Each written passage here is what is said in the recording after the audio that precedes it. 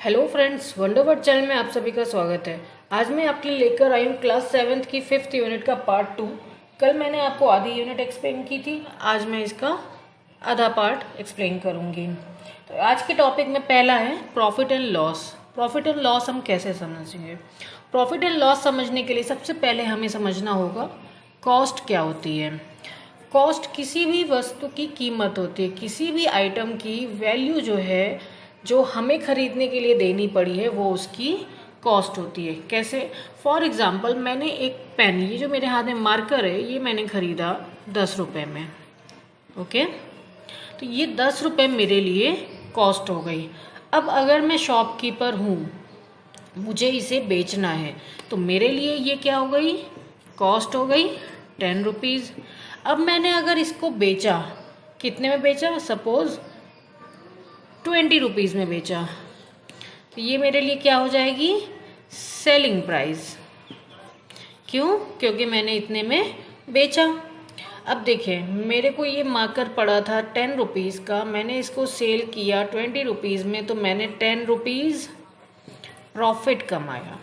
Okay, मुझे extra 10 rupees मिले, ये मेरा प्रॉफिट हो गया।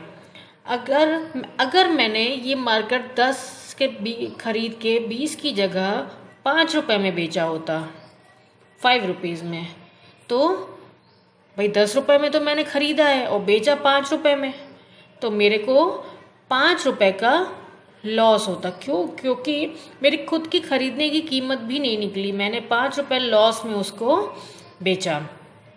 ओके, तो कैसे समझेंगे? कॉस्ट वो अमाउंट होता है जिसमें हम किसी भी आइटम को परचेज करते हैं। ओके, कॉस्ट वो आइटम होता है, कॉस्ट वो अमाउंट होता है जिसमें हम किसी भी आइटम को परचेज करते हैं।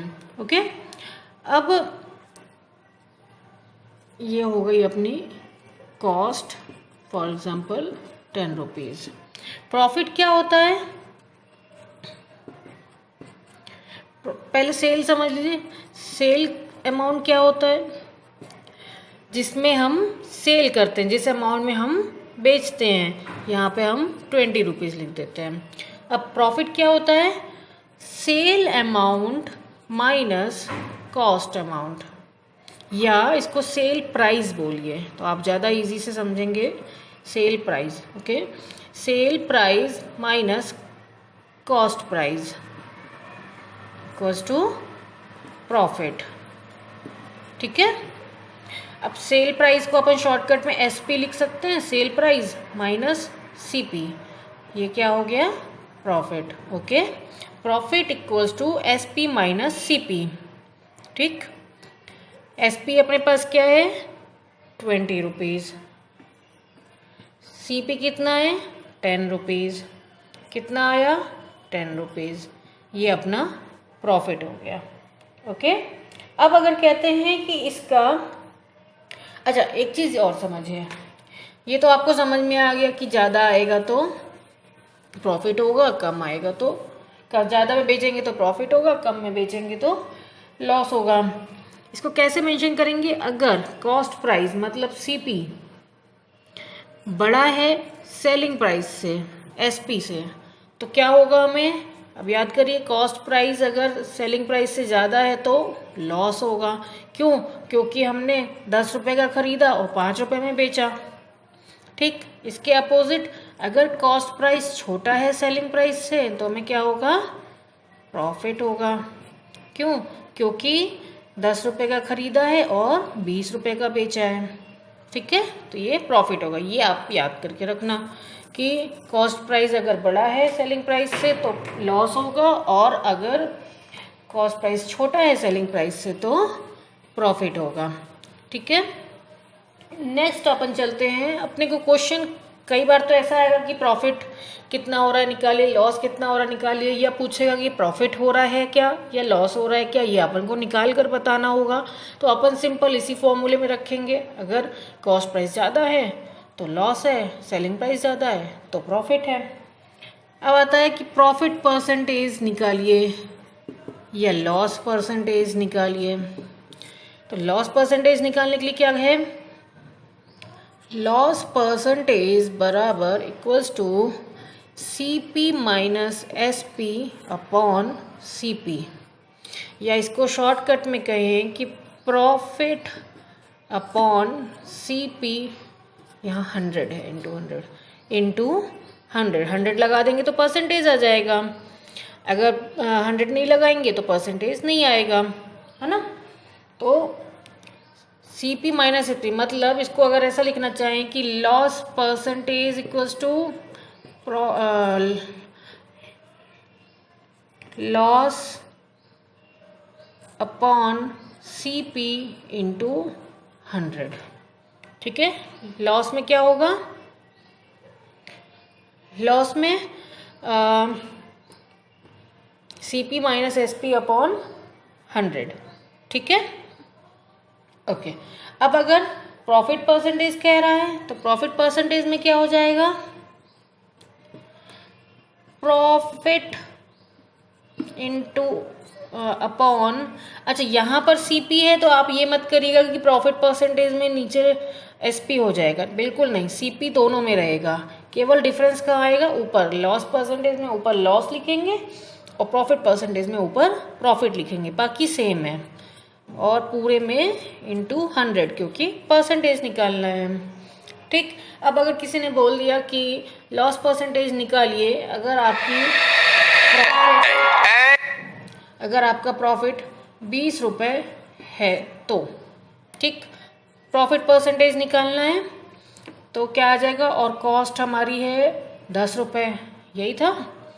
तो प्रॉफिट परसेंटेज में 20/10, क्योंकि प्रॉफिट हमारा, अच्छा प्रॉफिट कितना लिखना है, तो यहाँ पर प्रॉफिट तो हमारा भी निकला ही नहीं है, ये तो हमारी सेल प्राइस है। प्रॉफिट कैसे निकलेगा, cell price minus cost price upon cost price into 100। तो 20 माइनस 10 कितना हो गया, मैं यहाँ लिख देती हूँ, 10/10 गुणे 100 मल्टीप्लाइड बाई 100। 10 से 10 कट गया, कितना आया, 100%। मतलब बेचने वाले ने 100% का प्रॉफिट लिया है। 10 रुपये का था, 10 रुपये ज़्यादा में बेचा, मतलब 100% का प्रॉफिट हो गया। ठीक है, चलिए अब नेक्स्ट हमारा टॉपिक है, ऐसे आप प्रॉफिट परसेंटेज तो निकाल लिए, लॉस परसेंटेज भी निकाल सकते हैं। लॉस के लिए क्या, SP माइनस CP होता है, सेलिंग प्राइस में कॉस्ट प्राइस माइनस कर दीजिएगा। ठीक है, तो आपका लॉस परसेंटेज निकल आएगा। अब क्या करना है कि मैं एक बार फॉर्मूला लिख देती हूँ, loss percentage equals to CP minus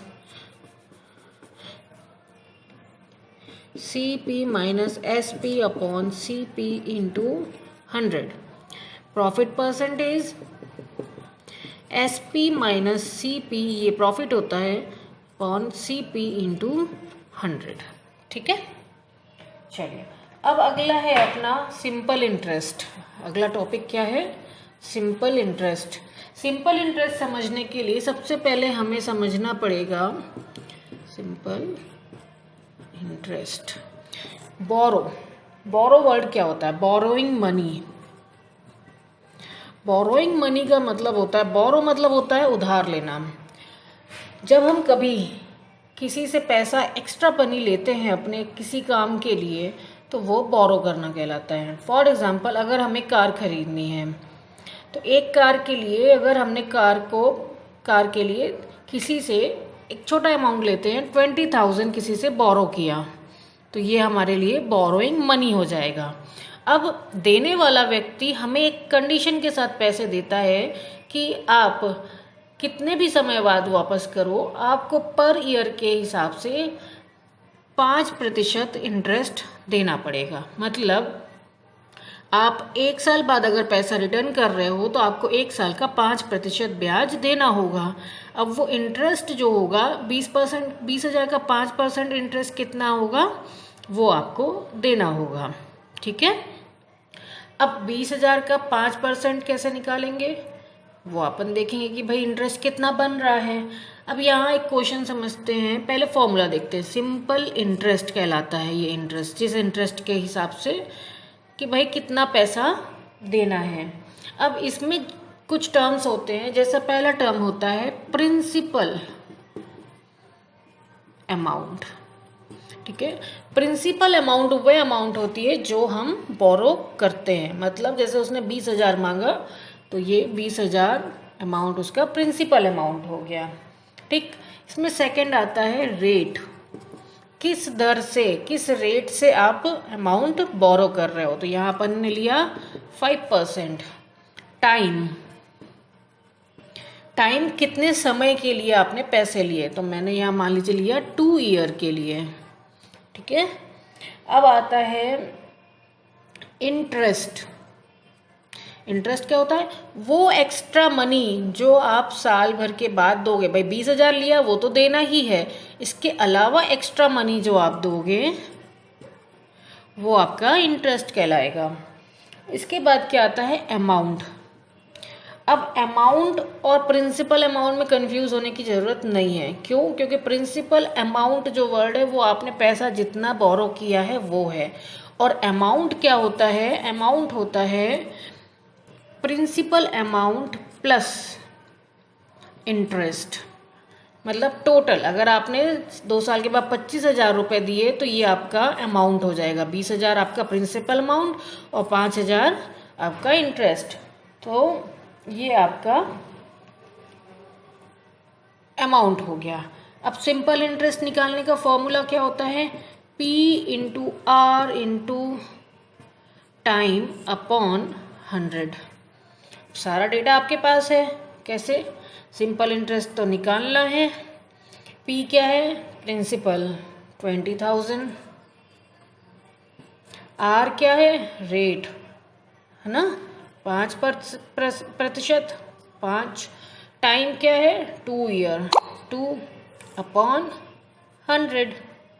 okay, अब इसको सॉल्व कर लीजिए। 0 से ये दोनों 0 कट गए। क्या आया यहाँ पर, यहाँ पर आया 200 इंटू 5 इंटू 2। नीचे का तो 100 कट चुका है, सॉल्व करिए। 2 2 400 इंटू 5, 0 0 5 4 20, 2,000 रुपये। 2 साल का सिंपल इंटरेस्ट आपका 2,000 आ रहा है। तो टोटल ये सिंपल इंटरेस्ट अगर पूछ रहा है कि सिंपल इंटरेस्ट निकालिए तो ये आपका आंसर हो गया। अगर बोला टोटल अमाउंट क्या पे करनी होगी, तो amount equals to P plus interest, principal plus interest. तो प्रिंसिपल आपका क्या था 20,000 प्लस इंटरेस्ट 2,000, टोटल क्या आ गया 22,000 आपका अमाउंट पेबल हो जाएगा। ठीक है, तो फ्रेंड्स ये मैंने आपका 5th यूनिट कंप्लीट कर दिया है। आप इसे क्वेश्चन सॉल्व करिए, बहुत आसान क्वेश्चन आते हैं। अगर आपने ये कॉन्सेप्ट समझ लिया है तो आप इजीली कोई भी क्वेश्चन, प्रॉफिट लॉस हो या कॉस्ट हो या सिंपल इंटरेस्ट हो, आप कहीं से भी कोई भी क्वेश्चन सॉल्व कर सकते हैं। प्लीज़ मेरे चैनल को सब्सक्राइब करिए, वीडियो को लाइक करिए, अपने फ्रेंड्स को बताइए, साथ में मिलकर पढ़िए और ज़्यादा से ज़्यादा शेयर करिए। Thank you.